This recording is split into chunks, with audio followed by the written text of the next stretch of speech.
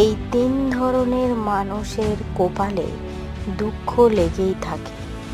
কোন 3 ধরনের মানুষের কথা বলা হয়েছে আজ এই ভিডিওতে আমরা জানব। তো চলুন ভিডিওটি শুরু করা যাক। প্রথমত, যারা কোনো দিন নিজের সাথে হওয়া অন্যায়ের প্রতিবাদ করতে জানে না। দ্বিতীয়, যারা অতিরিক্ত নম্র, ভদ্র এবং বিনয়ী। তৃতীয়, যারা সবসময় অন্যকে কষ্ট পাবে ভেবে কখনো কাউকে না বলতে পারে না। এদের জীবনে সবসময় দুঃখ লেগেই থাকে।